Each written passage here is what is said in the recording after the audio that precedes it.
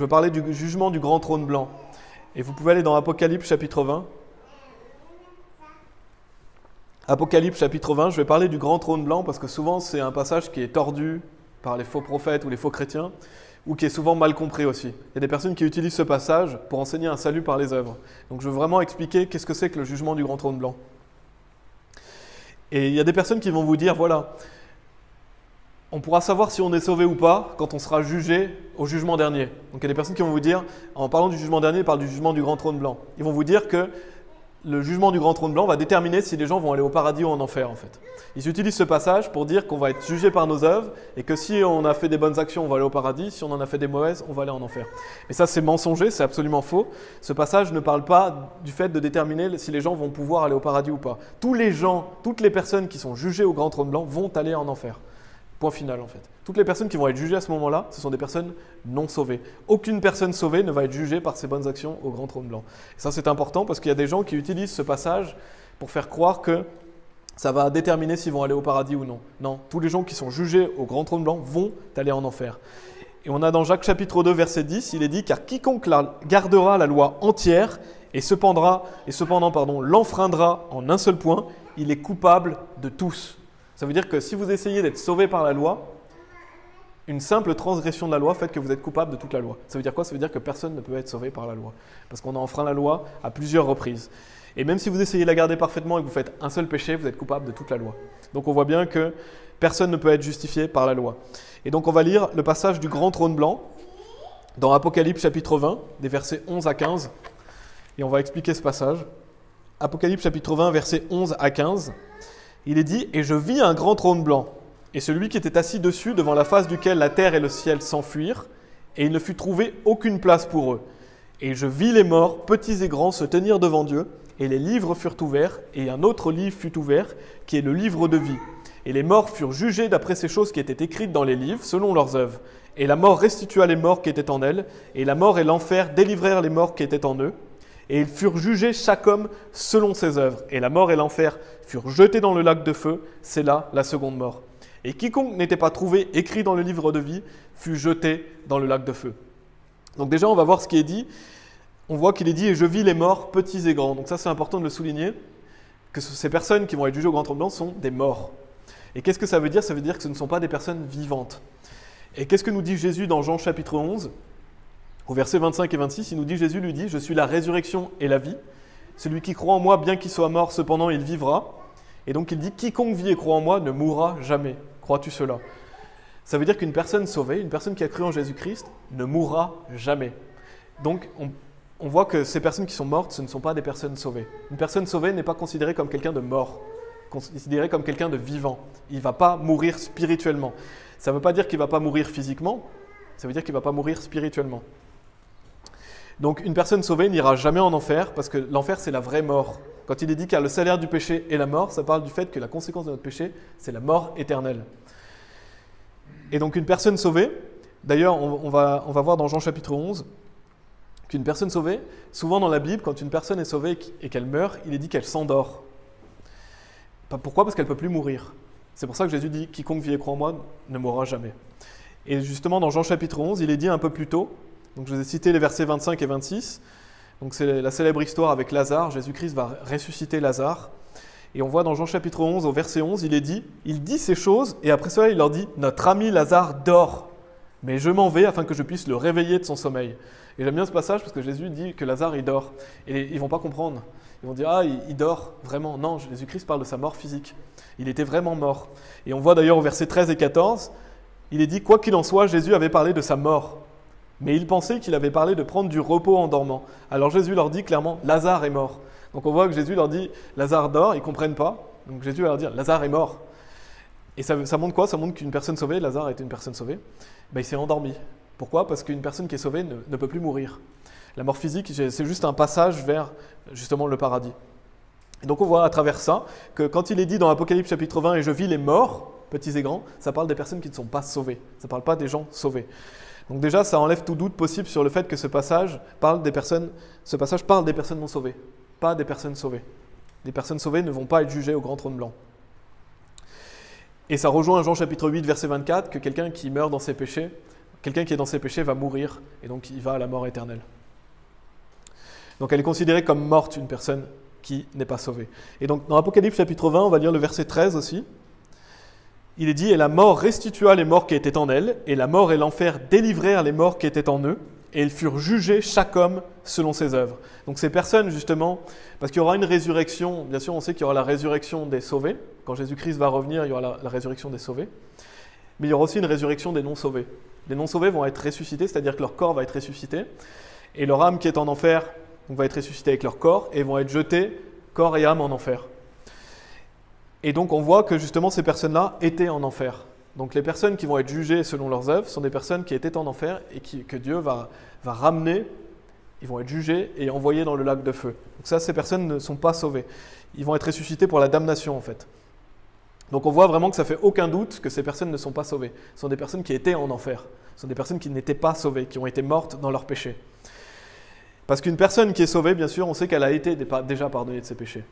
Je vais lire Romains chapitre 4, versets 6 à 8, qui nous dit « Alors même que David aussi décrit la félicité de l'homme en qui Dieu impute la droiture sans les œuvres, disant « Bénis sont ceux dont les iniquités sont pardonnées et dont les péchés sont couverts. Béni est l'homme à qui le Seigneur n'imputera pas le péché. » Donc on voit dans ce passage que Dieu nous pardonne nos péchés passés. Bénis sont ceux dont les iniquités sont pardonnées et dont les péchés sont couverts présents. Béni est l'homme à qui le Seigneur n'imputera pas le péché futur. J'aime bien ce passage parce que ça montre que Dieu pardonne nos péchés passés, présents et futurs. Donc le jour où on croit en Jésus, tous nos péchés sont effacés. Donc on ne va pas être jugé selon nos œuvres pour déterminer si on va au paradis ou en enfer. Non, nos péchés ont été oubliés. On ne viendra pas en condamnation. Donc les personnes qui vont être jugées au grand trône blanc, ce ne sont pas des gens sauvés. Parce que les gens sauvés ont été déjà pardonnés de leurs péchés. Donc pour les non-sauvés, ils vont être jugés comment? Selon leurs œuvres. Parce qu'il est dit, ils furent jugés chaque homme selon ses œuvres. Et donc on voit qu'il est dit un peu plus tôt, « Et je vis les morts, petits et grands, se tenir devant Dieu, et les livres furent ouverts, et un autre livre fut ouvert, qui est le livre de vie, et les morts furent jugés d'après ces choses qui étaient écrites dans les livres, selon leurs œuvres. » Et donc avant d'expliquer ça, je voulais parler aussi du fait qu'une personne sauvée, elle va aller au tribunal de Christ. Donc je ne vais pas en parler en détail, mais une personne sauvée ira au jugement de Christ. Mais ça, c'est pour déterminer si vous avez des récompenses ou si vous n'en avez pas. Ce n'est pas pour déterminer où vous allez aller, parce que vous allez aller au paradis. Mais vous serez soit récompensé, soit non récompensé. Ça, c'est le tribunal de Christ. Ça, les gens sauvés vont être jugés selon leurs œuvres pour déterminer leur récompense ou non. Mais les non sauvés vont être jugés selon leurs œuvres pour déterminer leur plus grand degré de damnation. Donc, pour savoir, voilà, s'ils ont fait plus de péchés, ils vont aller dans un enfer plus bas. Mais ils vont aller en enfer quoi qu'il arrive. Donc on voit dans ce passage, il est dit, donc les livres furent ouverts et un autre livre fut ouvert qui est le livre de vie. Donc je pense que les livres furent ouverts, ça parle de la Bible déjà. Dieu va ouvrir la Bible, il va montrer aux non-sauvés, voilà ma loi. Et ça peut aussi parler, je pense que ça parle aussi du fait que Dieu va montrer les péchés que les gens ont faits. Et donc ils vont être jugés en fonction de la Bible. Et le livre de vie, je vais en parler un peu plus tard, mais donc ces personnes-là qui étaient dans leurs péchés vont être jugées selon leurs œuvres et ils ont transgressé la loi, bien sûr, ils sont pécheurs, donc ils n'ont aucun moyen d'échapper. Parce qu'ils ont commis des péchés, Dieu va leur montrer sa parole. Et donc, quel est le résultat de ce jugement? C'est coupable en enfer. Il n'y a pas d'autre jugement possible, parce que quand on est coupable devant Dieu, Dieu est juste, il va punir. On ne peut pas corrompre Dieu, Dieu est parfait. Donc Dieu va dire, voilà, tu as fait tel péché, tu mérites l'enfer, la personne va être jetée en enfer, il n'y a aucune solution, parce que cette personne est morte dans ses péchés. Parce que, est-ce qu'une personne peut être sauvée par ses œuvres? On sait bien sûr que non. Je vais lire 2 versets pour le prouver. Galates chapitre 2, verset 16, il est dit « Sachant qu'un homme n'est pas justifié par les œuvres de la loi, mais par la foi de Jésus-Christ. Nous avons, dis-je, cru en Jésus-Christ, afin que nous puissions être justifiés par la foi de Christ, et non pas par les œuvres de la loi. » Et notez ce qu'il est dit « Car par les œuvres de la loi, nulle chair ne sera justifiée. » Donc combien de personnes peuvent être sauvées par les œuvres de la loi? Personne. Personne ne peut être justifié par la loi.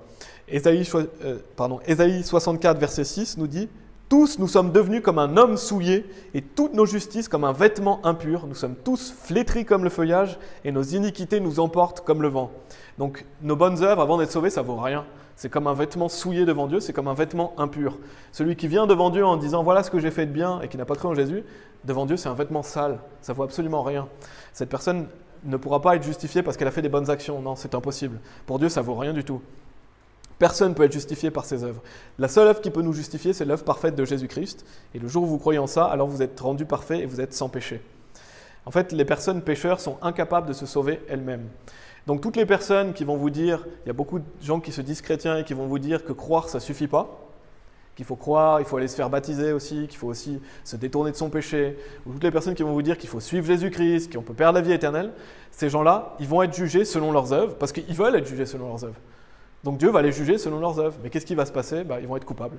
Et donc ils vont aller en enfer. Parce qu'on entend des gens qui vous disent qu'ils ont comme un désir d'être jugés par leurs œuvres.